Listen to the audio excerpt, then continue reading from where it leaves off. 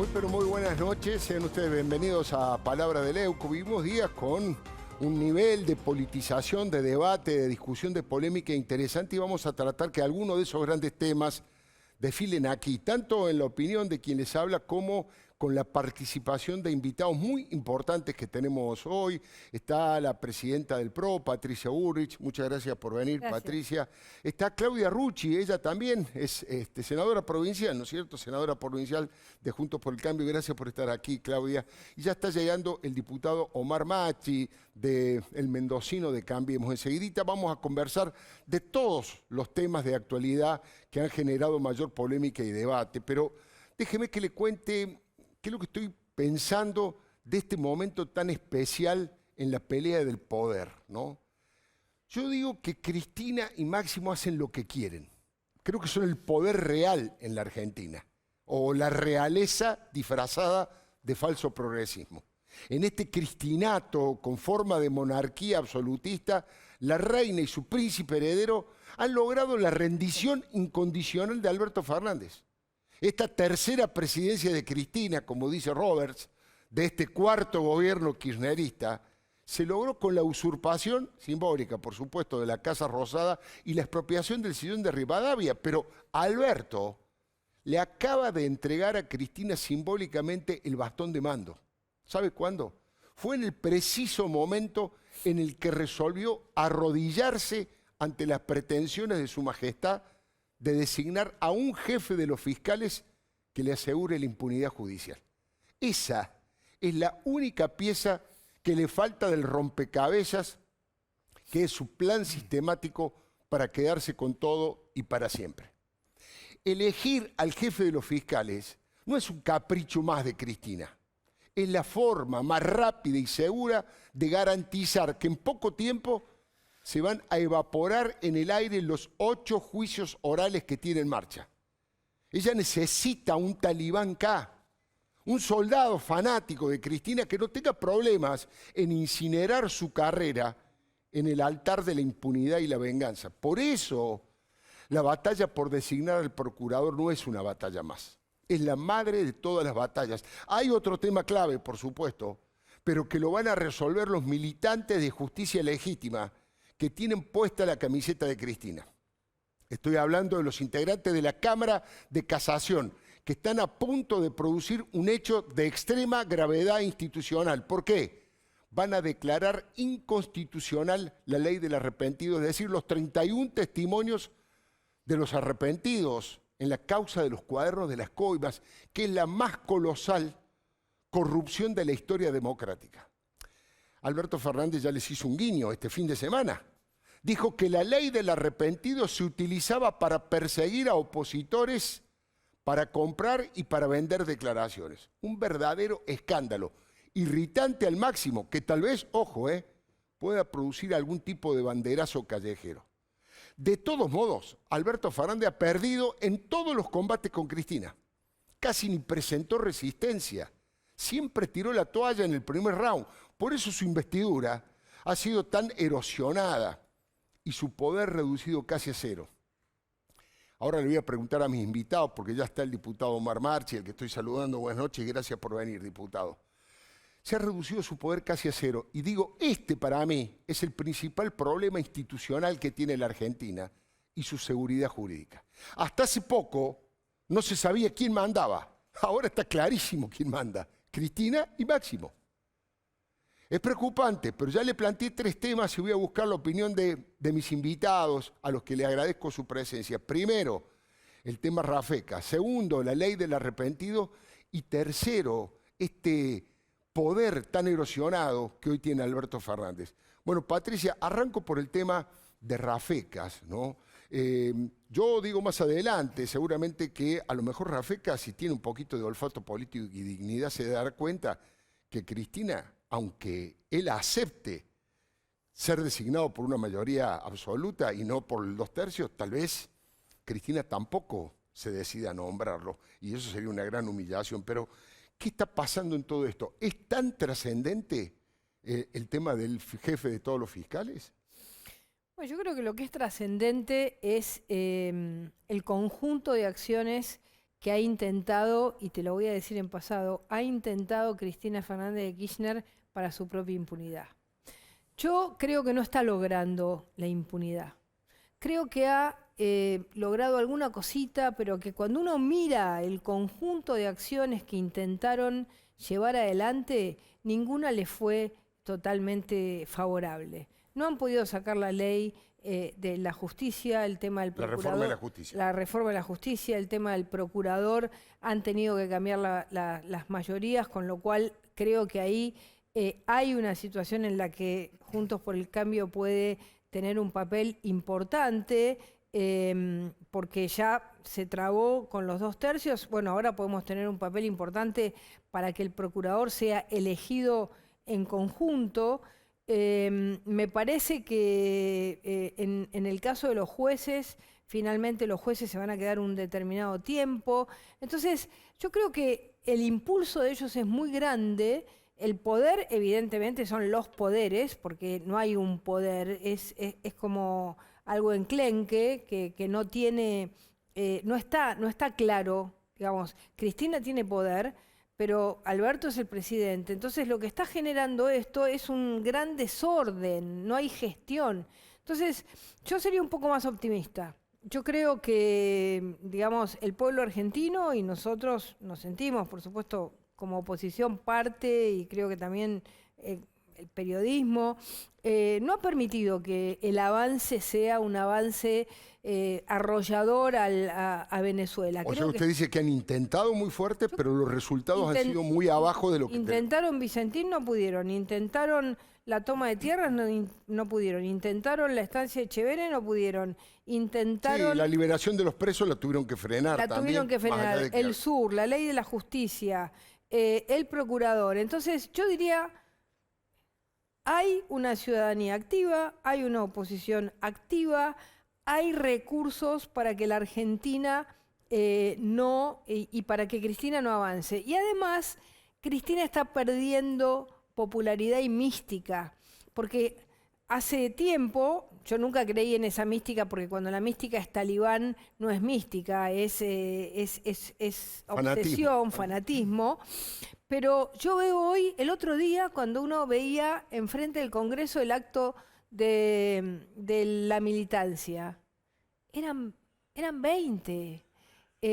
Los habían traído en 5 micros, no había esas cosas de las banderas de la cámpora. No, están perdiendo mística, porque como lo único que le interesa a Cristina es su propia realidad, y Alberto Fernández le prometió eso, entonces cada tanto Alberto dice, bueno, acepto lo de los fiscales, acepto cambiar la mayoría, acepto esto.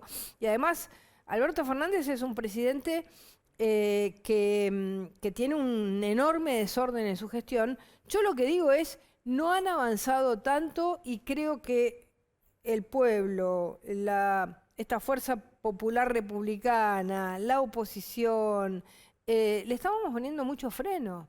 Fíjate esta semana, y con esto termino, el caso Abigail. El caso Abigail es un caso María Soledad.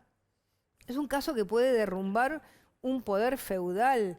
El haber visto de manera tan terrible al papá llevando a su nena por la ruta que no la dejaron cruzar, estos enanos fascistas que ponen fronteras en todos lados y que han convertido a la Argentina en islas donde muere un chico porque no puede cruzar, está poniendo en jaque los poderes feudales de la Argentina. Así que yo soy bastante más optimista y creo que el kirchnerismo está intentando avanzar, pero no le resulta tan fácil. Claudia Rucci, ¿usted qué opina? Bueno, yo creo que claramente todos los caminos conducen a Roma. Creo que acá el objetivo principal de este gobierno y sobre todo de la vicepresidenta es quedar impune todos sus delitos. Y me parece que todas las energías están puestas en eso. También comparto lo que dice Patricia, que no se les está haciendo tan fácil. Creo que las marchas que están saliendo espontáneas están demostrando que hay una parte de la sociedad que está poniendo límites a eso, y me parece que el gobierno debiera escucharlo, además. Después, la verdad, Alfredo, a mí no me sorprende lo que está pasando. Ellos cada vez que forman parte del gobierno, y digo ellos, refiriéndome al gobierno de la década ganada, porque entiendo que este gobierno lo sigue gobernando la vicepresidenta, siempre van contra la justicia, contra la prensa. O sea, es un cuentito que ya todos conocemos, que es repetido, que siguen insistiendo, que en realidad lo que creo que es acallar voces, tener el poder de hacer lo que quieran sin ningún castigo al respecto. Yo no creo que esta vez les sea tan fácil. Comparto eso con Patricia, porque de verdad hay una oposición con dirigentes muy fuertes enfrente que no se van a quedar callados, y sobre todo hay una decisión en la gente de salir a decir lo que piensa sin ningún miedo. Creo que se le está perdiendo el miedo. Creo que el único que le tiene miedo a Cristina es Alberto Fernández, no la gente. Interesante, ¿eh? Diputado Omar de Marchi, lo escucha usted entonces. Bueno, yo comparto el optimismo de Patricia, pero también quiero decir que no hay que quedarse dormido, porque estamos en presencia del peor gobierno de la historia democrática de la Argentina, en todo sentido. La cuestión económica por lo que está pasando y por lo que va a venir. Sí. La cuestión institucional, la debilidad, la endeblez institucional que tiene Argentina en este tiempo no la ha tenido nunca en tiempos de democracia. Entonces, yo creo que la gente está en una mezcla de tristeza, de desaliento, de impotencia, y nosotros también desde los espacios de conducción tenemos que poder y saber interpretar esa desazón que existe en la gente. Estamos en presencia de una situación económica mucho más compleja de la que por allí se advierte, y mucho más compleja todavía la que va a venir. 30 multinacionales se han ido, con los miles de puestos de trabajo que eso implica, 60.000 pymes han cerrado, 4 millones de nuevos desocupados en la Argentina. Entonces, digo, esa es la situación real. Y mientras esto ocurre, lo que advertimos es que este gobierno se entretiene en ver cómo, como lo decía Claudia recién, cómo consigue la libertad para el grupo de amigos, para el entorno íntimo de Cristina. Y a mí me revela muchas veces cuando nos ponemos a discutir proyectos de ley que sabemos que están amañados. Cuando estamos discutiendo el tema de Rafecas, sí. Si bajar de las 2/3 partes a la mayoría simple para elegir el procurador. Esto es como cuando a vos te quieren vender un auto en un plan de ahorro y te están diciendo, pero no te lo van a entregar. Entonces, ¿para qué te vas a poner a leer la letra chica del contrato si sabes que es una estafa? Y lo que se pretende con el tema de disminuir la mayoría agravada para elegir al fiscal, lo que están pretendiendo es eso, y está escondido detrás de eso también la posibilidad de que el Ejecutivo luego pueda destituir fiscales a su antojo. Claro. Y manejar definitivamente la justicia, con lo cual se acaba la República definitivamente, lo que va quedando de la República, lo que va quedando de la República, porque eso de que nos van cocinando a fuego lento es absolutamente cierto. Vamos naturalizando cosas que hasta hace un tiempo era imposible pensarlas. Por ejemplo, que estemos discutiendo hoy, es más, lo último, Alfredo, no me creo tampoco ese verso de que Rafecas es de Alberto y Cristina quiere a otro. Claro. Déjeme ser desconfiado y pensar mal. No quiero pensar que hasta sea un acuerdo para que finalmente salga Rafecas. Y Rafecas fue el que desestimó la denuncia de Nisman, no hay que olvidarse. Rafecas fue quien le aconsejaba a los abogados de Vudú cómo había que defender la toma de Chicone en su momento. Eso es Rafecas también. Sin duda. Entonces, hay que meter en un paquete todo y hacer un análisis mucho más profundo. Interesante, la posibilidad de escuchar distintas miradas, distintas versiones, cada uno con sus matices, de acuerdo al lugar que ocupan sobre un tema en estas características. Yo decía que el tema Rafecas, más allá de que lo que dice el diputado de Marchi, lo tengo muy en cuenta eso también y lo veremos en las próximas horas, pero mi mirada es que la única herramienta que le quedaba a Alberto para ponerle cierto límite a Cristina era el nuevo procurador, porque la posibilidad de que ella o su hijo fueran a la cárcel era su única espada y acaba de entregarla. La ley que está imponiendo Cristina tiene un artículo que le permite colocar un procurador interino. Y eso es lo que va a ocurrir. A Eduardo Casal le queda poco tiempo en su cargo. La falta de coraje y capacidad de liderazgo de Alberto, él la traduce con un eufemismo y dice quiero privilegiar la relación con Cristina y la unidad de la coalición. Eso es falso, Alberto. Alberto Fernández no elige nada, no puede elegir nada porque no tiene otro remedio que entregarse atado de pies y mando, que es lo que finalmente está haciendo.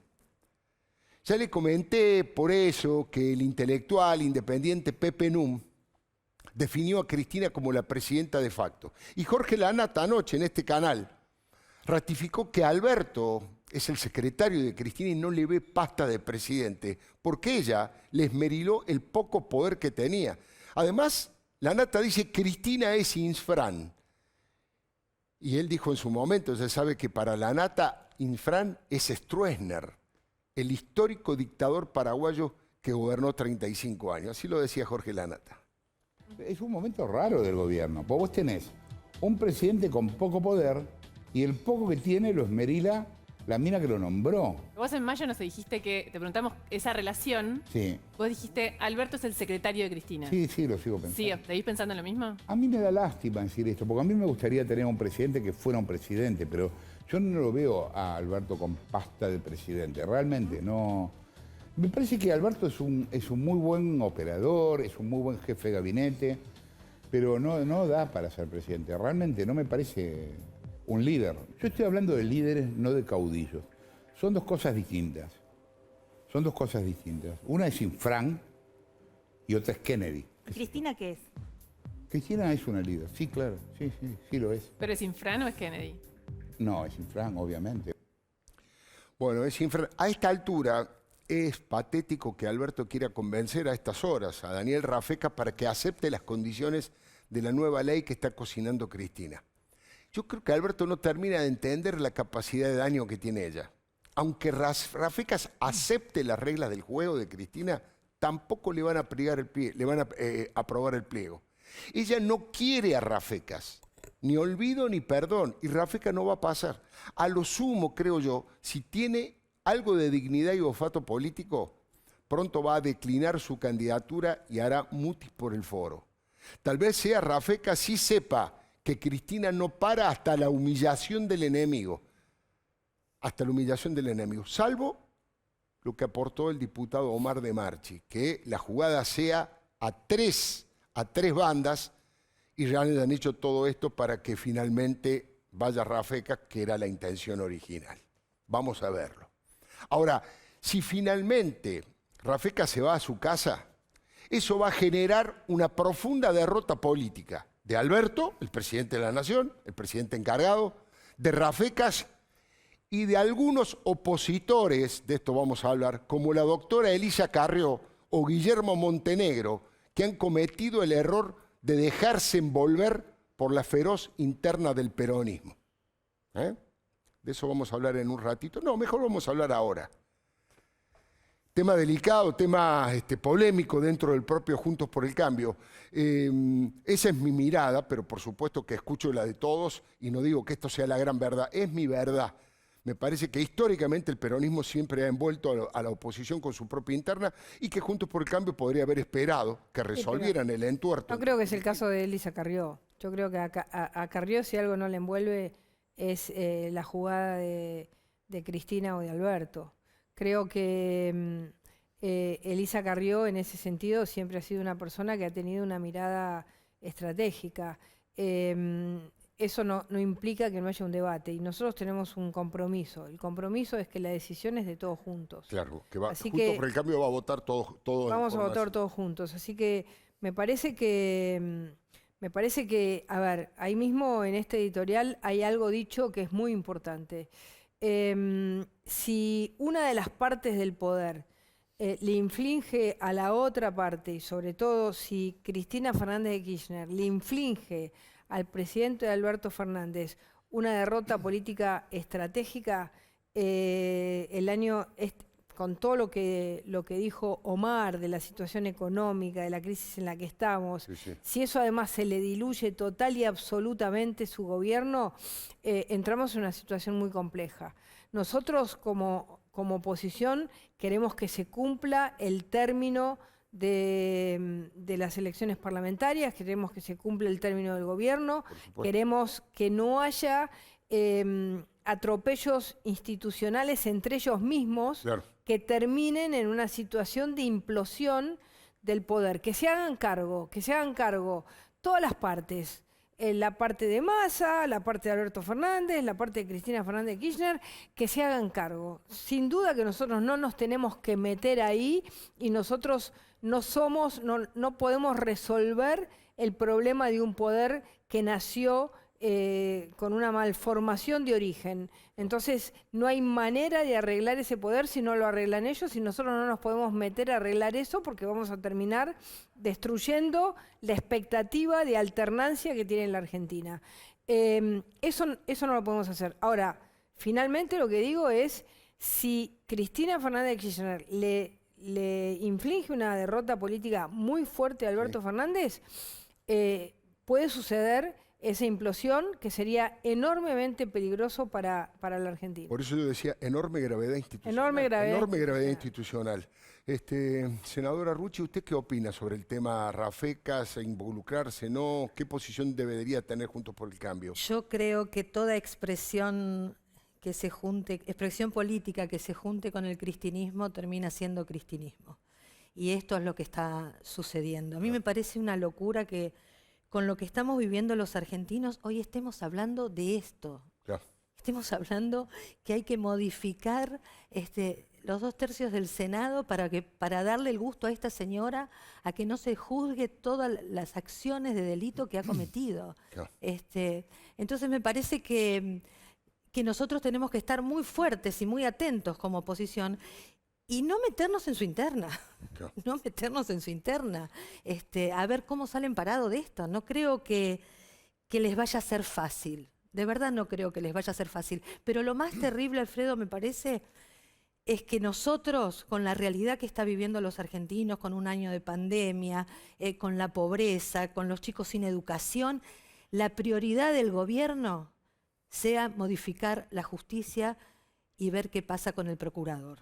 Es increíble, ¿no? Frente a la catástrofe económica que decía Omar de Marchi, frente a la catástrofe sanitaria y a la catástrofe educativa, de la cual vamos a hablar también en un ratito, de esta salvajada fascista que han hecho contra la ministra Soledad Acuña. Pero me falta su opinión, diputado. Breve. Hay que poner mucho foco en los falsos opositores.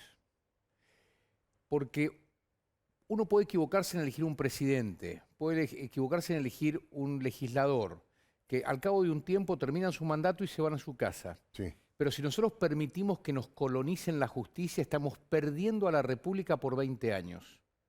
Y en un país o en una república sin justicia es difícil tener razón. Dicho esto, esta reforma, sea con las 2/3 partes o sea con la mitad más uno, como lo pretenden plantear, solo la van a conseguir si consiguen el acompañamiento de los falsos opositores. Son aquellos que entraron a la cancha, al estadio con la camiseta de Boca y salieron a la cancha con la camiseta de River. Así de claro y de simple. Y que para colmo en muchos casos se pavonean hablando en contra del gobierno.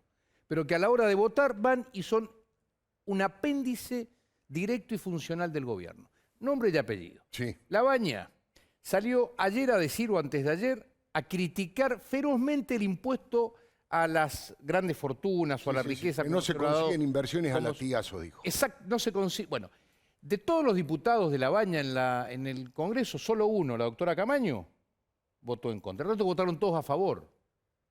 Entonces, digo, allí es donde hay que realmente poner el foco para que en el ámbito en donde más podemos representar los intereses de la República, que es en la Cámara de Diputados, porque senadores está perdido, evidentemente, sí. Allí hay que poner el foco, es importante la tarea que hacen todos los periodistas independientes y nosotros como oposición tenemos que actuar con la vehemencia que el tiempo exige. Salir de esa corrección política que muchas veces nos hace que los pícaros, terminen triunfando, digamos. Mire, yo no sé si lo leyó, pero si no lo leyó se lo recomiendo. Yo hoy simplemente voy a tomar algunos fragmentos, pero como siempre Alejandro Borenstein resumió el comportamiento de la reina con una ironía magistral. Escribió en Clarín: ¿te molestan los 3 jueces? Los sacamos. ¿No te gusta el procurador? Lo cambiamos. ¿No te dan los votos para cambiarlo porque la ley exige los 2/3 del Senado? Olvídate, hacemos otra ley. ¿Te molesta Lilita? No se hable más. la mandamos en cana. ¿Querés que tus abogados cambien la justicia? Excelente, pase por acá, doctor Veraldi. María Eugenia Bielsa, ¿no te cae bien? Bueno, sus pedidos son órdenes. Afuera Bielsa y entra el leal Ferraresi. ¿El presidente delegado se la cree? Sale carta correctiva inmediatamente. ¿No nos convienen las PASO? Ningún problema, ya mismo las anulamos. Es una extraordinaria radiografía, con ironía por supuesto, de cómo funciona el poder en la Argentina. Y uno después de leer esto no sabe si reír o llorar, ¿eh?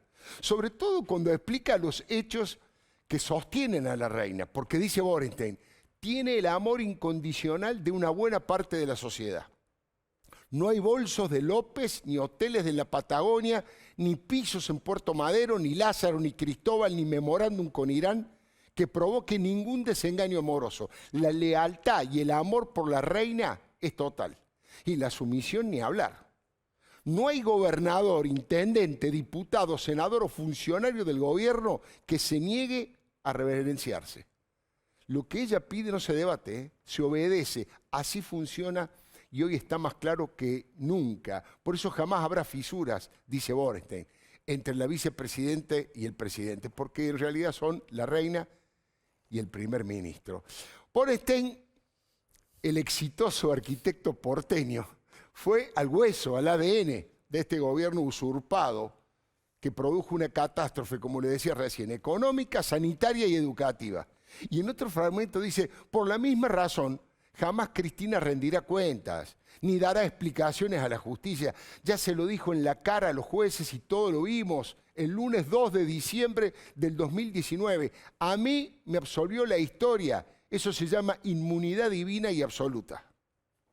He elegido la historia antes que ellos me declaren absuelta. A mí me absolvió la historia y me va a absolver la historia.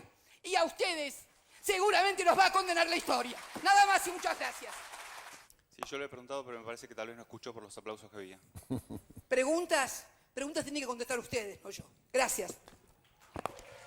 Gracias, doctora. De todos modos, por si queda algún cabo suelto, el jefe de asesores legales de Cristina, el ex cortesano Eugenio Raúl Zaffaroni, ya tiene preparado su arsenal reaccionario. Propone intervenir la justicia de Jujuy para liberar a Milagro Sala, como puede verse, es todo un demócrata Zaffaroni, y además acusa a los medios de comunicación de ser el partido único del totalitarismo. ¿Sabe qué pasa? Está preparando el terreno para una futura ley de medios, para intervenir, limitar o censurar al periodismo según les convenga. No está loco Zaffaroni cuando dice estas cosas. Habla por Cristina. Ya supo instalar en su momento el insulto de terrorismo mediático. Y ustedes saben que ese concepto de lawfare que utiliza tanto Cristina como el Papa Francisco tiene dos enemigos asociados, el lawfare, la justicia y los medios.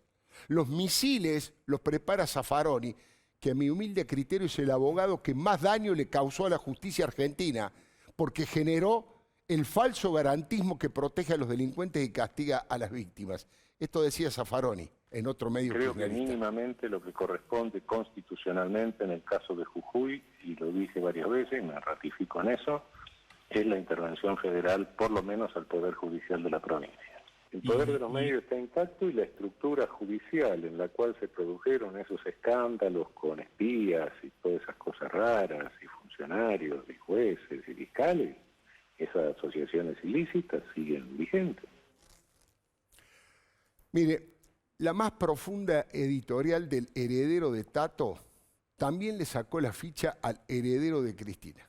Escribió un muchacho que podrá tener buenas intenciones, pero que en realidad nunca estudió, nunca laburó, no sabe lo que es pagar una cuenta, cobrar un cheque o cubrirlo, hasta que la mamá lo designó estadista. Y de ahí en más el peronismo le obedece, le rinde cuentas. Extraordinario. La reina de Inglaterra tiene 94 años, dice Borenstein, y no suelta la manija porque sospecha que el príncipe Carlos es medio inútil. ¿Será también nuestro caso? Veremos, dice Borenstein. Mire, máximo al que algunos jóvenes del movimiento evita, le dicen mínimo. Tiene el mismo problema de su madre para afrontar los juicios y castigos que les corresponden, sobre todo en las causas por lavado. Estamos hablando del lavado de dinero de Otesur y de los Sauces, donde Máximo puso el gancho en los balances, dejó los dedos pegados en los contratos y no pueden explicar el nivel colosal de enriquecimiento familiar. Igual que a la reina madre, le falta conseguir la impunidad judicial. Ahora, la impunidad política ya la tiene. Él también hace lo que se le canta. En complicidad con el banquero Carlos Heller, perpetraron ese impuesto que llamaron a los ricos, que será un éxito a la hora de espantar las inversiones y producir amparos ante la justicia. ¿Sabe lo que fue eso?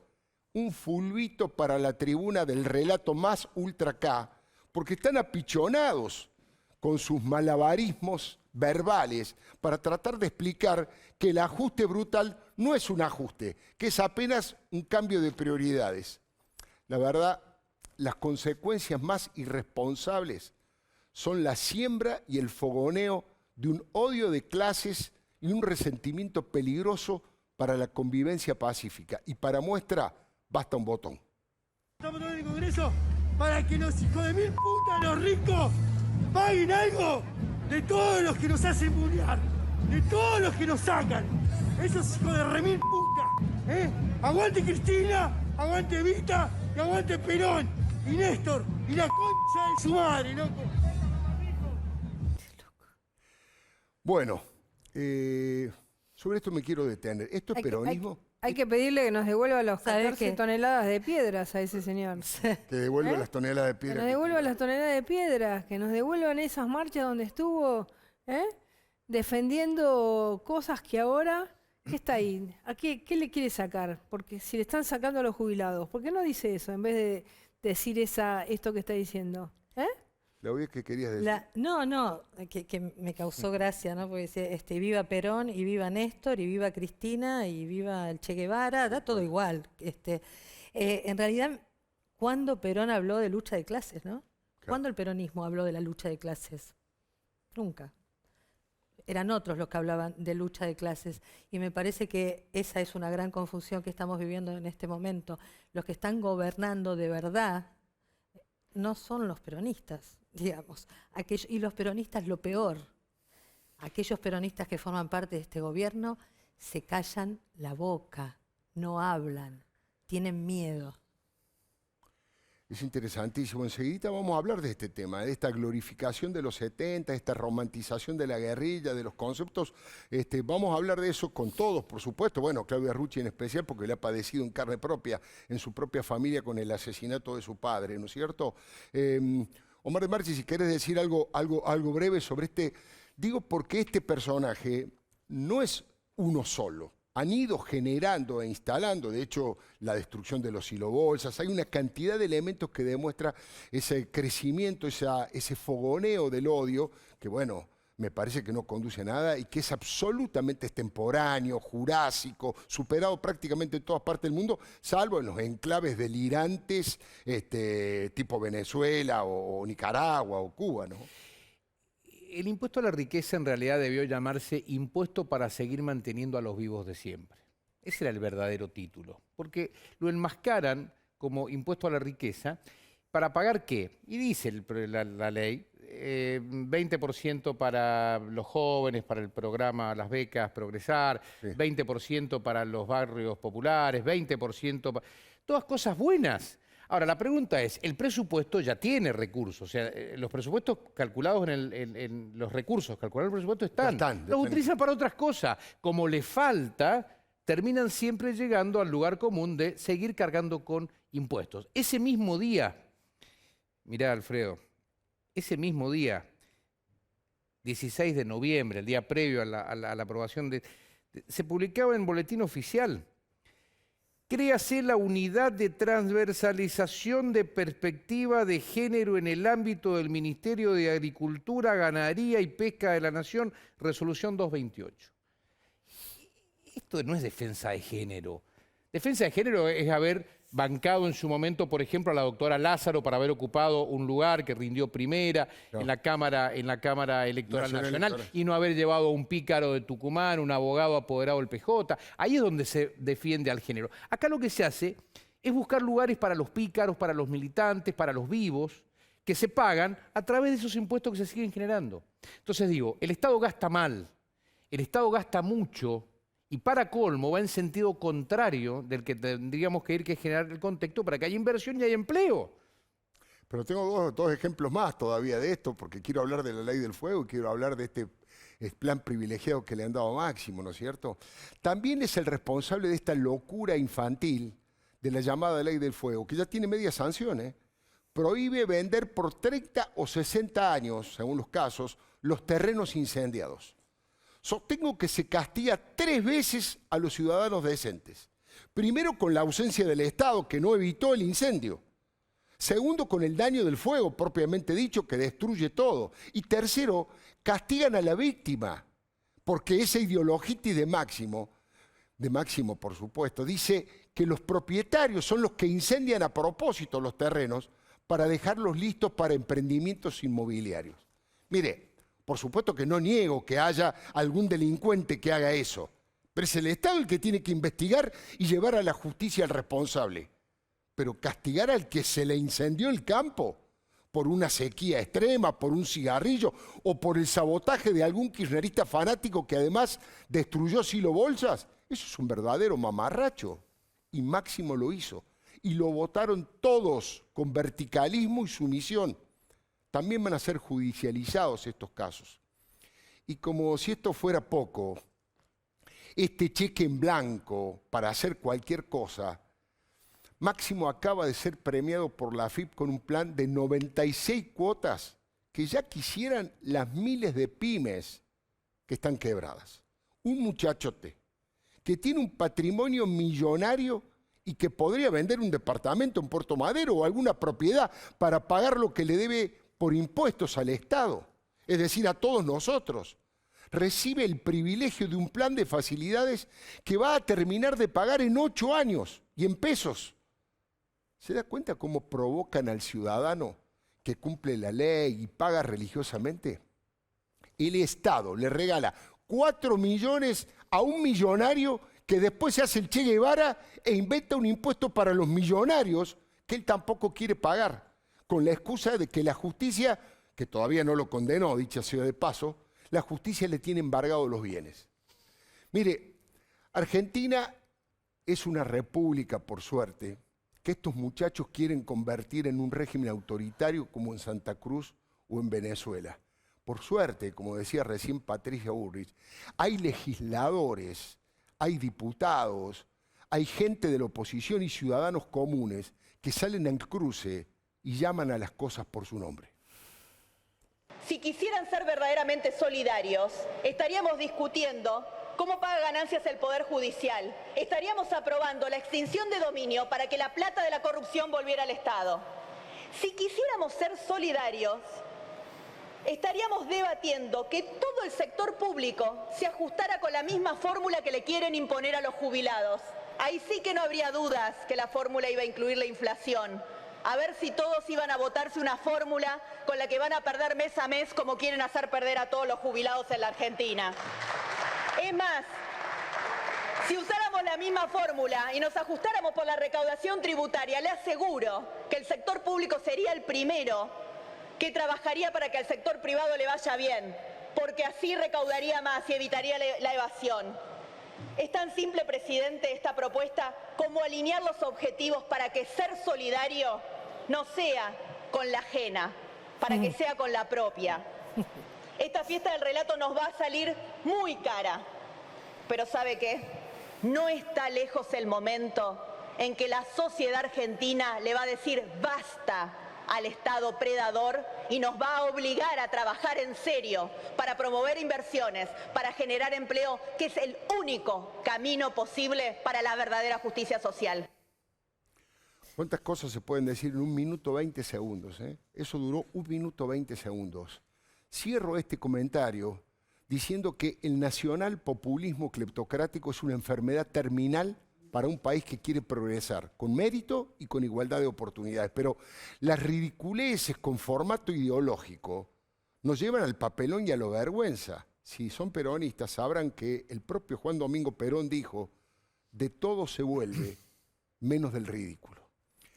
Antes de pasar al otro tema que es sumamente preocupante y tiene que ver con todo lo que hemos hablado a propósito de esta recuperación esta romantización y esta glorificación de los 70, le quiero preguntar a mis invitados frente a su opinión, frente a lo que ha pasado con la ministra Soledad Acuña, con la ministra de Educación de la Ciudad de Buenos Aires. Lo digo, Patricia, porque, bueno, de alguna manera ella también habló de estos temas, diciendo, bueno, acá estamos cansados, hartos de que haya, por supuesto, la inmensa mayoría de los docentes, no, pero un sector del gremialismo duro, del ala kirchnerista del sindicalismo, todo el tiempo adoctrinando, bajando líneas, castigando a los alumnos que opinan distinto y premiando a los que le dicen que sí a todo lo que ellos piensan, ¿no? Bueno, el adoctrinamiento que empezó hace tiempo y que nosotros venimos trabajando en contra hace mucho tiempo, hace bastante tiempo respecto a las consecuencias que tiene en los jóvenes. Creo que Soledad lo que hizo fue ponerlo, pasar de un debate que era difícil que se hiciera público a un debate público que hoy tiene toda la sociedad. Eso me parece que es un mérito enorme, haber logrado que esto hoy sea un debate de toda la sociedad. A mí me tocó vivirlo personalmente. Yo lo viví con el caso Maldonado. Claro. A mí venían las mamás de los gendarmes a llorar porque a sus hijos los docentes le decían, tengan cuidado porque es hijo de un asesino, es hijo de un gendarme. A chiquitos de 7, 8 años los tuvieron que sacar del colegio. Qué tremendo. Venían y les daban a todos los chicos la cara de Santiago Maldonado, y los hijos de los gendarmes les daban y los obligaban a ponerse la cara de Santiago Maldonado. Fue una cosa terrible, terrible. En ese momento es eso, yo, digamos, la he pasado, digamos, con un caso brutal donde los docentes, acuérdense, salían a las clases y preguntaban dónde está Santiago Maldonado. No, Cetera hizo un tomaban manual. lista. Bueno, hizo un Tomaban manual. lista a Santiago Maldonado. Tomaban lista. Y muchísimos chicos de gendarmes tuvieron que dejar clases durante meses por eso. ¿A ustedes les parece? Entonces, esta problematización, este poner sobre la realidad, que nosotros vamos a hacer una campaña nacional contra el adoctrinamiento. Ah, hoy leí eso. ¿Eso es del PRO o de Juntos por el Cambio? No, bueno, eso es el PRO y convidando a Juntos por el Cambio. Nosotros ya desde principio de año que veníamos trabajando este tema con nuestros estudiantes universitarios y secundarios.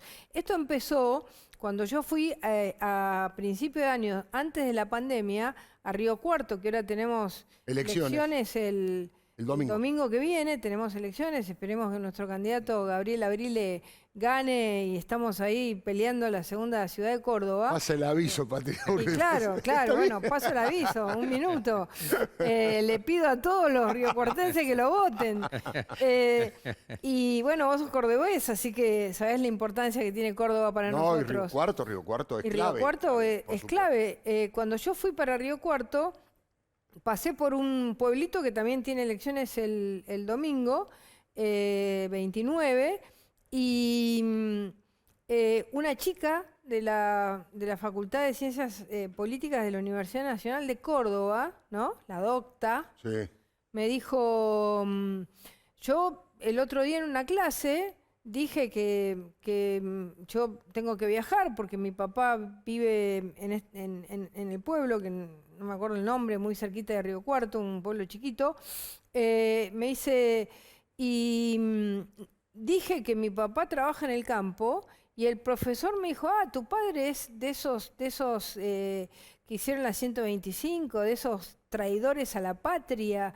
Y le digo, ¿y qué le contestaste? Me dice, me quedé congelada. Claro. Me quedé congelada. Bueno, a partir de ahí arrancamos a organizar en todas las universidades que nadie se quede congelado, que ningún estudiante cuando le dicen una cosa así o cuando lo quieren adoctrinar, se calle la boca y que llegue a donde tenga que llegar diciendo las cosas que están pasando. Así que esto que ha hecho Soledad lo ha puesto realmente en un lugar tan importante que le hicieron una tapa. Yo no lo puedo calificar. La tapa de Página 12, poniendo a una niña al lado de Priebke. Un criminal de guerra nazi. La verdad es que ahí te das cuenta el Ministerio del Odio, el intento de destruirnos como seres humanos, como oposición, como personas que pensamos distinto, la idea de la unanimidad del pensamiento orgánico, de ponerla al lado de un nazi. Entonces, la verdad es que hay veces que uno dice, políticamente correcto, no queremos grieta. Ahora, ¿esa página qué es? No es una grieta, es una trinchera de guerra, es mucho peor que una grieta. Esa tapa de ese diario es un insulto a la historia, es un insulto al genocidio, es un insulto a la Argentina y además también, digamos, nadie se hace cargo de qué pasó en la Argentina. No hablemos, no quiero entrar en esa historia, no quiero entrar en la historia de qué pasó cuando entró Priebke, cuando entró no quiero entrar en eso. Lo que digo es, no podemos no defendernos de eso, porque, a ver, nosotros queremos ser dialoguistas, moderados. ¿Qué hacemos en una etapa así? ¿Nos hacemos los bobos? ¿Nos cruzamos de brazos y decimos, no, bueno, miren? No, tenemos que reaccionar, porque si no reaccionamos, ahí sí nos llevan puesto. Claudia. Creo que el adoctrinamiento para los niños en la escuela es un abuso de poder jodido. Jodido, porque... Hay una asimetría tan grande entre un niño y un maestro. Claro, y porque además los chicos no se animan, no se atreven. Los chicos quieren pasar de año, rendir la materia. Y mira, este año con el tema de los Zoom, creo que los padres estuvimos mucho más presentes escuchando las clases que les dan a nuestros hijos. Y también creo que ese es el motivo por lo cual mucha gente empezó a decir, porque empezó a escuchar. Y sin duda existe, y sin duda no debiera existir. Y no todos los niños tienen la posibilidad de terminar una clase y sentarse con sus padres y hablar. Y hablar de política, y hablar de la realidad argentina, y hablar de lo que la profesora te está diciendo. Sobre todo los que menos posibilidades tienen son los más pobres y son a los que más le entran. Y eso es no solo injusto, eso habla muy mal de los que se atreven a hacer eso con niños casi indefensos. Entonces a mí me parece muy bien que esto salga y se ponga en el tapete y se ponga arriba de la mesa y se le pueda decir a los chicos, chicos, defiéndanse. Hablen, aprendan a pensar, a sacar conclusiones, no aceptar lo que el adulto te dice sin ningún tipo de cuestionamiento. Le pido una opinión breve, diputado. Breve, pero para no irme de lo que dijo Patricia, es importante que Gabriel Abrile gane el domingo en Río. Sí, bueno. Le voy a pasar ¿sabes qué pasa? la factura. Pero es que eso implica también un principio de cambio en una provincia que aporta dentro del oficialismo provincial 4 diputados que suelen votar con el kirchnerismo. Y hay que estar muy atentos ahora también a ver cómo votan esos 4 cordobeses de Schiaretti la reforma de la justicia y el tema Rafecas. Dicho esto, no merece más comentarios. La tapa del folleto del gobierno, que es página 12, no merece el más mínimo análisis, porque aparte eso es Cristina. Yo no creo que página 12 publique una sola tapa tan picante, tan deleznable como esa, sin tener el visto bueno de la señora. Por lo tanto, yo creo que no merece mayor reflexión. Una sola cuestión de fondo. Ese es el nivel de la discusión de la educación en la Argentina en ese tiempo. Eso es lo grave. Que la educación de la Argentina en este tiempo la conducen los Baradel de la vida. Entonces, allí es donde tenemos que poner foco, y es lo que a mí me entristece enormemente, la pérdida de chance que estamos perdiendo como país. En lugar de estar discutiendo sistemas transformadores, innovadores en materia educativa, meter tecnología, ser distintos frente al mundo, discutimos una página de un folleto oficial. Muchísimas gracias. Quiero arrancar con este tema de los 70, de qué está pasando con los 70 y esta glorificación. Por muchas maneras ha entrado este tema al escenario público del debate. Uno de los que lo instaló a propósito de su novela política tan exitosa fue Jorge Fernández Díaz, ¿no? A propósito de esta reaparición de Remil. Él allí hace desfilar a algunos personajes que son gente que trae nuevamente la glorificación y la romantización de la guerrilla, que revaloriza los 70 como gesto heroico, y cuando uno la apura respecto a la lucha armada y el terrorismo, dice, no, son los ideales los que estamos reivindicando. Pero bueno, ¿para qué lo voy a explicar yo si lo explica Jorge Fernández Díaz? Los 70 fueron recuperados por el kirchnerismo, institucionalizados. Néstor Kirchner, un señor feudal, el señor feudal llega, necesitaba un discurso de izquierda, porque le decía a sus amigos, con la izquierda de afuera, porque claro, la mayoría de los actores son progres, la mayoría de los periodistas son progres, y te perdonan. Si vos sos del palo, te perdonan. Al recordar los 70, lo que hace es resucita un monstruo. Porque muchos setentistas, hay que decirlo, habían revisado su pasado. Claro. Todavía hay setentistas que realmente han revisado y se han vuelto democráticos. Y otros que no le han pedido perdón nunca a nadie por sus crímenes políticos, bueno, se mantenían ahí marginales. Él los convirtió en héroes. Él los convirtió en héroes. El kirchnerismo, y luego mucho más Cristina Kirchner, enseñó que eran héroes en sus medios públicos. Hoy se enseña en escuelas, en facultades.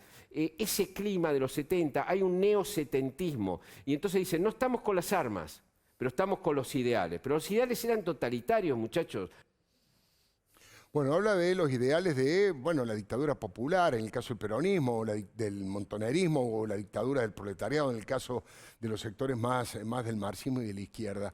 Pero justamente, casi como si hubiese trabajado para este programa, porque estaba previsto de antes, una de las funcionarias nacionales que trabaja junto a Victoria Donda en el INADI, participando de un seminario cuyo título era ¿Qué hacemos con el odio?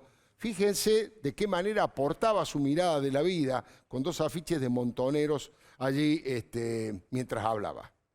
Ahí están las fotografías. Estamos hablando de Ornella Infante. Ella es funcionaria, ahí están los 2 afiches, ¿no?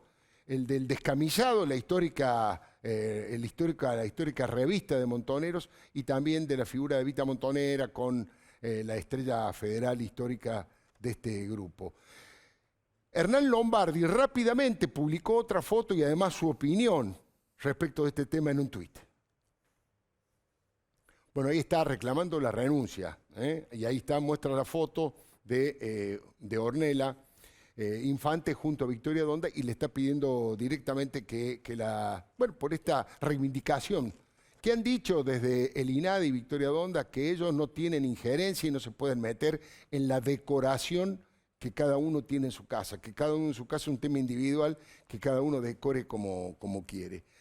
Con esto quiero sumarle lo siguiente, ya que está aquí Claudia Rucci. Esta situación se generó con muchísima presencia en aquellos años en el debate, por ejemplo, entre Agustín Tosco, marxista, independiente, y el mejor amigo del sindicalismo de Juan Domingo Perón, el padre de Claudia, José Ignacio Rucci, asesinado luego por Montoneros. Este era parte de ese debate. Tosco, ¿qué opina usted de los procesos internos de la CGT? Yo no creo que se trate de un error de los trabajadores, sino de la imposibilidad de expresarse democráticamente. ¿Dada por qué esa imposibilidad? Dada por la intervención de las patronales, dada por la intervención del Ministerio de Trabajo y por la burocracia. Rucci, hay burocracia en la conducción de la CGT, hay intervención de medidas de las patronales. Yo quisiera primero determinar porque a veces las palabras tan así ligeramente expresadas suenan a hueco. Burocracia, la burocracia sindical. ¿Qué es la burocracia sindical? ¿Qué es lo que hay que hacer para no ser burócrata sindical? Bueno, vamos a saltear uno de los materiales,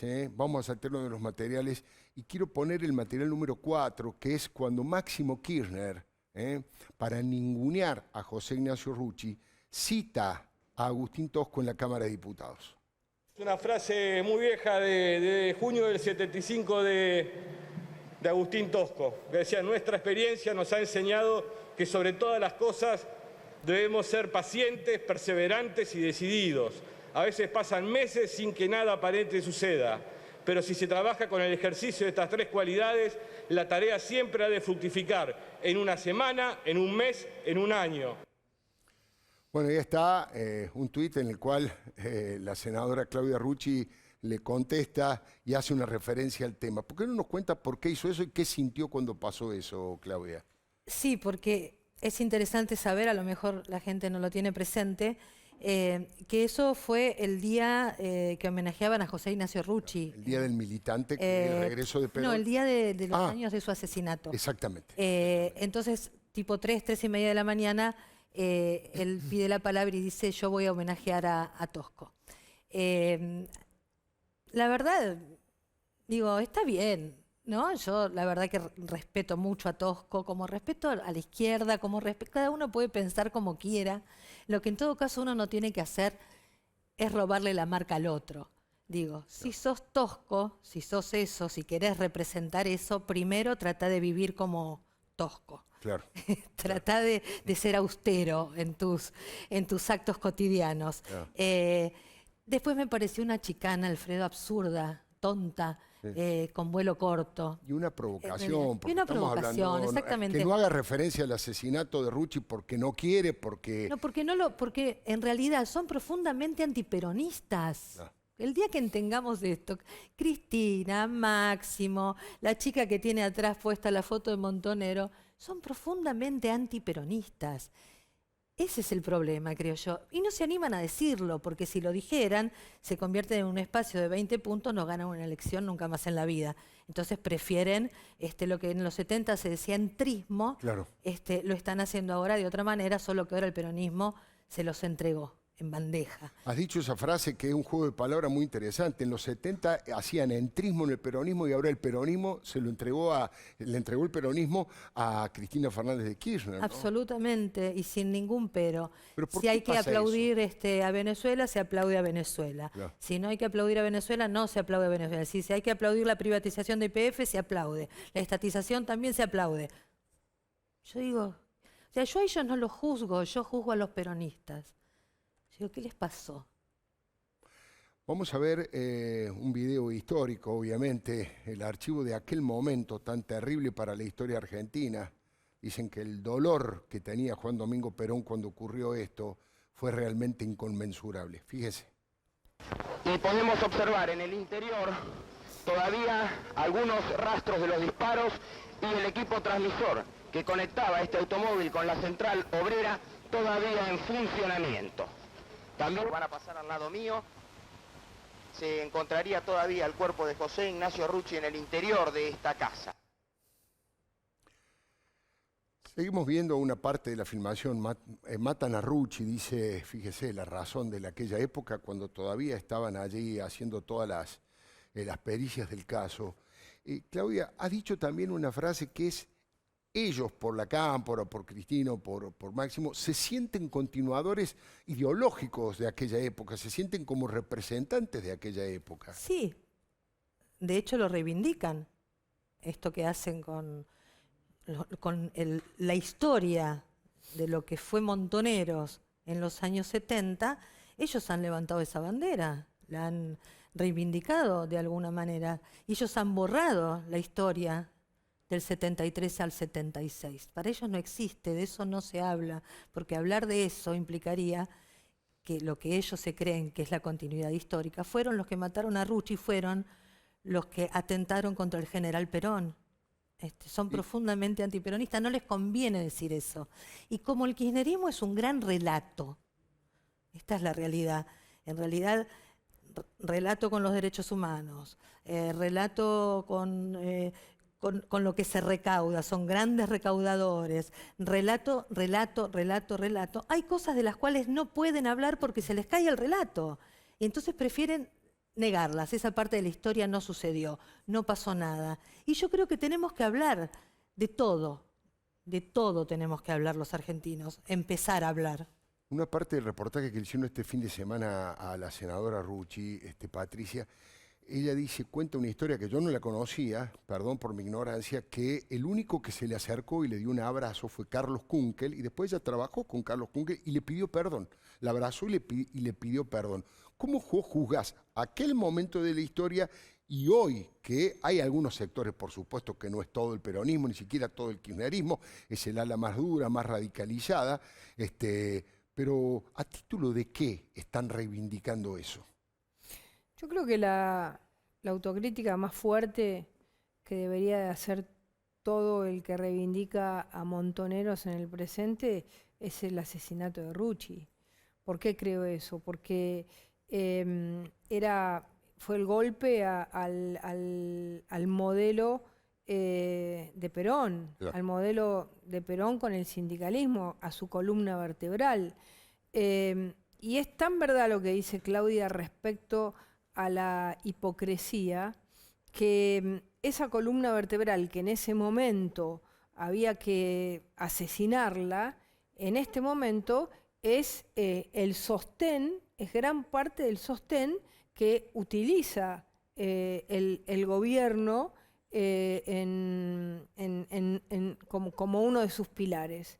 Y yo creo ahí también que el sindicalismo actual debería exigirle a estos chicos o a estos diputados como Máximo Kirchner que si realmente quieren ser amigos del sindicalismo tengan la capacidad de hacer una verdadera autocrítica de cómo en ese momento destruyeron lo que era para Perón la figura de Rucci. A ver, yo fui de la juventud peronista. Nosotros creíamos que Perón era un burgués y pensábamos que la democracia era algo que nos incomodaba y teníamos esa mirada. No teníamos una mirada democrática, abierta, republicana, claro. De considerar no lo considerábamos a Perón nuestro líder. No es así. Eso es un reescribir. Cuando cantan hoy por Perón, no es la verdad. Es decir, esa juventud peronista era una juventud peronista a pesar del Perón, se llamaba peronista. Sí, pero sí, lo que decía Claudia del entrismo, tratar de, bueno, como dice Julio, enseñarle peronismo a Perón. Y yo creo que ahí nosotros tuvimos un problema en nuestro gobierno. Nosotros teníamos esta idea de que la Argentina hiciese el proceso de Mandela, y no lo hicimos. Y deberíamos haberlo hecho, deberíamos haber avanzado a un reconocimiento de la verdadera historia. Y no lo hicimos. Y a mí me parece que eso es una deuda que nuestro gobierno tuvo y que en una próxima oportunidad nosotros tenemos que poner las cosas en su lugar. La historia tiene que acomodarse con la verdad. Y la verdad le tiene que salir también a cada uno. Como yo digo esta verdad, y también lo he hablado con Claudia muchas veces, creo fundamental que en la Argentina terminemos de procesar la verdad.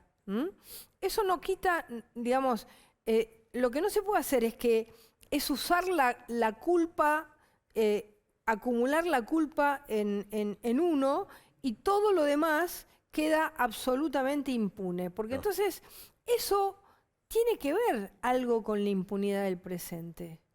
Cuando uno dejó impune el pasado, tiene que ver con la impunidad del presente, porque la impunidad parece un recurso político.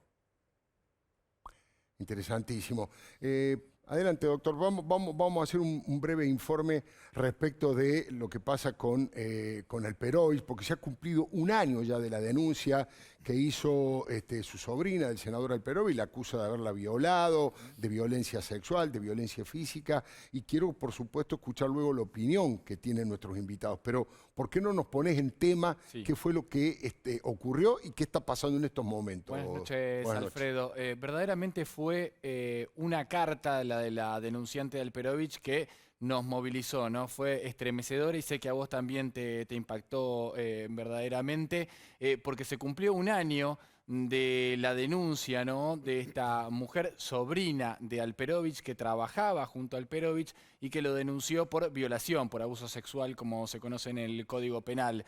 Desde ese momento hasta ahora avanzó muy, pero muy poco la causa en lo que tiene que ver con la justicia, y me parece que es para que todos como sociedad y principalmente el Estado se lo replantee acerca de lo que está sucediendo. Rápidamente, para ponernos en autos, 22 de noviembre de 2019, la sobrina de Alperovich denuncia al senador, ex gobernador, por supuesto, de abuso sexual. Lo hace tanto en Tucumán como en Buenos Aires. ¿Por qué? Porque había hechos que habían sucedido en Tucumán y otros que habían sucedido en Buenos Aires. Bueno, eso sirvió para que el abogado defensor de Alperovich generara cierta trampa legal para que hoy no tuviese avances. ¿Por qué? Porque lo que dijo el abogado de Alperovich es, bueno, no se lo puede juzgar 2 veces por los mismos hechos, así que decidan dónde va a ser, en Buenos Aires o en Tucumán. Diferentes jueces se fueron debatiendo acerca de dónde podía ser, terminó en la Corte. Hoy hay que decir, va a sonar impactante, pero hoy hay que decir que la Corte es cómplice de Alperovich, porque desde enero a esta parte nunca dijo a dónde tiene que ser juzgado el senador. Es una cosa simple, no es una acordada, no es una sentencia. Nada muy sofisticado desde lo legal, ¿no es cierto? ¿Dónde hay que juzgar? Pero claro, a ver, entre los Zoom que hacen los martes o los jueves, un día dicen, a ver, en 15 minutos ya tenemos el dictamen del procurador, que se lo pedimos y bueno, a ver, ¿dónde lo tiene que juzgar la justicia? ¿Tucumán o en Buenos Aires? ¿Qué dijo Eduardo Casal cuando le pidieron su opinión? Sí. El procurador dijo, miren, la verdad es que más conveniente es que sea en Buenos Aires. ¿Por qué? Porque Tucumán no sé si va a tener la garantía de justicia que se necesita. De hecho, lo dice la denunciante en la carta de este domingo, ¿no? Cuando se cumplió un año, dice, lo poco que avanzó la denuncia en la investigación en Tucumán, el juez se ocupaba más de investigar, de indagar en los testigos sobre si había cierta conspiración política contra Alperovich, que se habían o no abusado de esta denunciante. Entonces dice, bueno, verdaderamente, lo dicen también, ¿no? La parte denunciante, quizás sería más conveniente que la denuncia se radique. Alperovich ha sido 12 años, tres periodos de gobernador de Tucumán, un empresario millonario sumamente poderoso, hoy senador de la Nación, además que tiene, contame vos, pero creo que el propio bloque lo ha obligado a que se tome licencia hasta fin de año. Bueno, si te parece te doy 2 datos políticos que son verdaderamente importantes. Uno de Tucumán y el otro que viene del propio Congreso. El que viene del propio Congreso tiene que ver con esto, ¿no? Con esta movida para hacerlo, pedir licencias. Nosotros tenemos el dato de licencia indefinida. En realidad no es así. Tiene licencias ahora hasta el 1 de enero.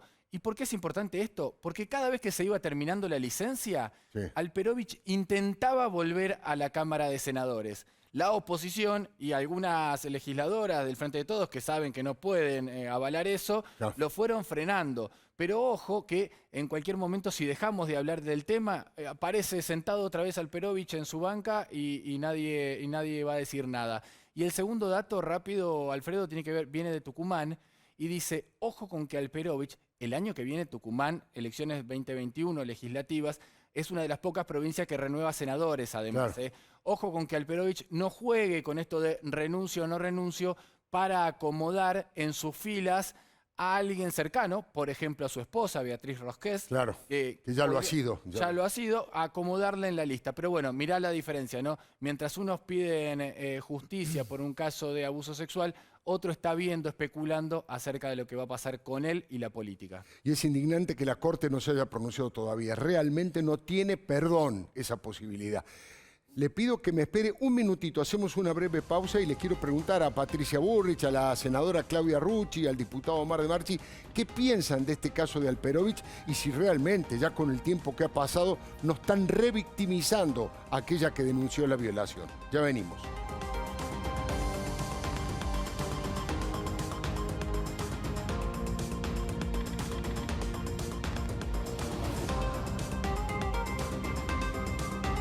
Para ser competitivos en la industria es necesario contar con una flota de vehículos acorde a los tiempos que corren. Por eso, a la hora de renovar el parque automotor, piense solo en el especialista. Naviran Mercado, subastas online. En OMINT diseñamos nuevos planes médicos que se adaptan a lo que usás. Planes de calidad hasta 25% más económicos. Cotiza y compralo online. Tu plan, tu cuota, tu OMINT.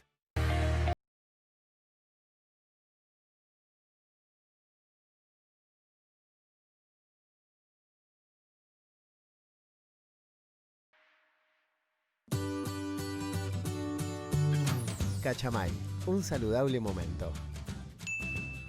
Estar separados también es estar juntos. La Segunda Seguros te trae soluciones para vos. Las soluciones digitales que te hacen todo más fácil. Con NetVoz podés llevar y gestionar tus seguros en el celular. La Segunda Seguros. Combinamos lo mejor de la tecnología con lo mejor de las personas. Porque lo primero sos vos.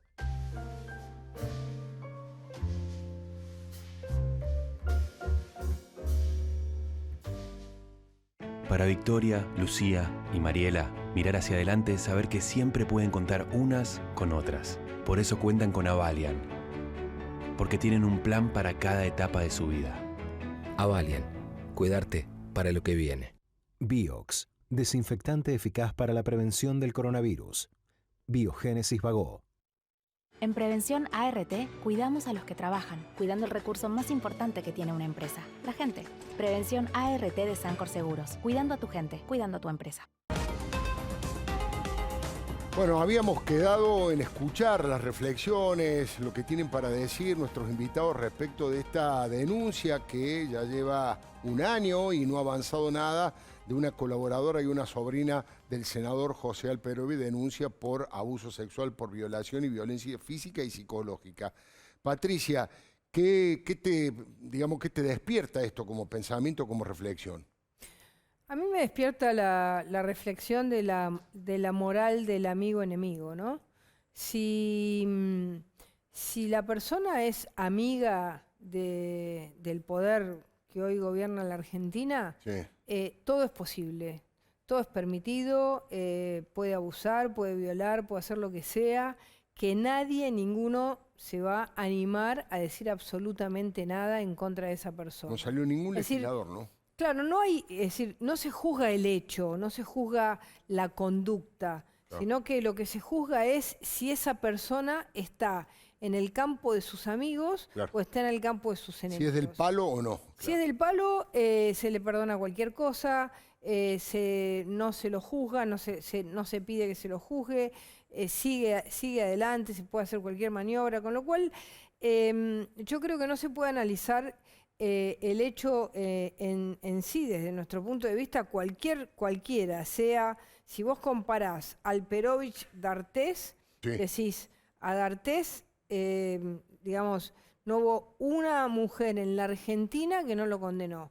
Alperovich, todas aquellas que forman parte del colectivo kirchnerista, le salvan la vida. Entonces, no hay elemento objetivo, claro, no hay cosas que están bien o que están mal. Están bien o están mal de acuerdo al lado donde te pones. Es decir, eso es un pensamiento absolutamente talibán y totalitario, porque tu conducta no importa, importa de qué lado estás. ¿De qué camiseta puesta tenés, senadora Rucci? Sí, en principio me parece un hecho vergonzoso, bochornoso de la justicia. Cuando la justicia llega tarde no es justicia. No puedo dejar de pensar e imaginar lo que le ha costado a esta chica, siendo la sobrina de, claro, hacer esta denuncia. Y me llama profundamente la atención. Hay muchas mujeres que levantan la bandera del feminismo en el gobierno todo el tiempo y para todo. Claro. Sobre todo para crear secretarías que tengan que ver con el género, con la defensa, todo el tiempo. Y acá están calladas. Yo les pediría que hablen, por favor, que salgan a defender a esta pobre chica. Diputado de Marcha, interesante, ¿eh? En el mismo sentido, en realidad, el feminismo ha llegado para quedarse, es la reivindicación, la lucha enorme y desigual, muchas veces de las mujeres, para equiparar derechos con los hombres. Pero no hay que confundirse que detrás de esos rótulos existen esos falsos feminismos, camuflados, como lo decía Claudia, y en este caso en el kirchnerismo. Dos datos, Alfredo, que se juntan finalmente. No he visto ningún colectivo kirchnerista salir a cortar ninguna calle ni a tirar ninguna piedra en defensa de esta pobre chica abusada o violada por este senador del kirchnerismo. Primer dato. Segundo dato, lo refresco, lo mencionaba más temprano. Tenían la oportunidad de nombrar en la Cámara Electoral Nacional, claro, a una mujer que había ganado el concurso por mérito, con una diferencia enorme por quien le seguía. ¿A quién terminan nombrando? A un hombre, sin mérito, ¿Y quién es ese hombre? Daniel Bejas, abogado de Alperovich, de sus empresas, tiempo atrás, y apoderado del PJ de la provincia de Tucumán. Ese es el falso relato del kirchnerismo que hay que desenmascararlo, porque si no, lo que se termina por hacer es diluir la auténtica pelea del feminismo. Les agradezco mucho. Patricia Bullrich, senadora Claudia Rucci, diputado de Marcha, han sido muy amables. Muchas gracias por traer su mirada, su pensamiento de las cosas, que siempre es enriquecedor. Ya venimos, señores, en instantes. Palabra de Leuco.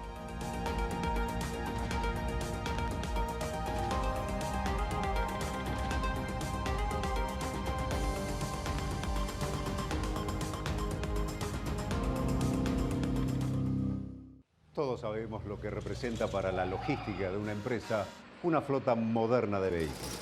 Por eso, a la hora de renovar el parque automotor, piense en el especialista. Nadirán Mercado, subastas online.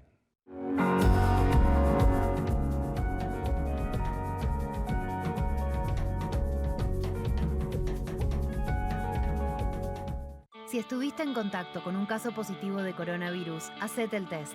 Para más información, entra a buenosaires.gov.ar/test o chatea con la ciudad al 11 50 50 0 147. Cuidarte es cuidarnos. Buenos Aires Ciudad.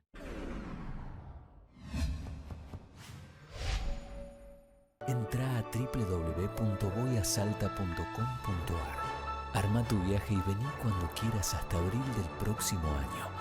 Compra hoy, viaja mañana. Salta, tan linda que enamora. Cualquier cosa que necesites. Cuenta Comercio de Ciudad. Cuenta corriente y terminal Postnet bonificadas por 12 meses. Vende en 3 cuotas sin interés con las tarjetas del Ciudad. Accede a préstamos con tasas preferenciales. ¿Tenés un vecino? Tenés tu banco cerca. Ayudarnos, lo mejor de ser vecinos. Banco Ciudad, te quiere ver crecer. Tenemos la oportunidad única de salir de una forma distinta, que todo vuelva a empezar. Y con la nueva Tracker con motor turbo y Wi-Fi, la SUV también. Nueva Chevrolet Tracker. La nueva normalidad de las SUV.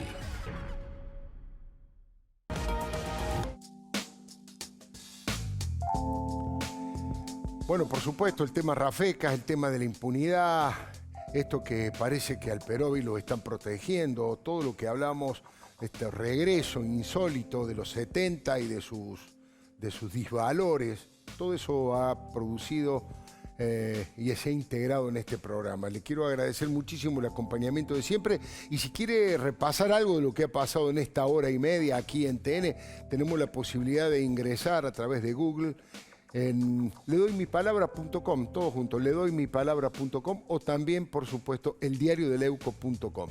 Muchísimas gracias, lo espero el martes que viene aquí en TN a las 10 de la noche.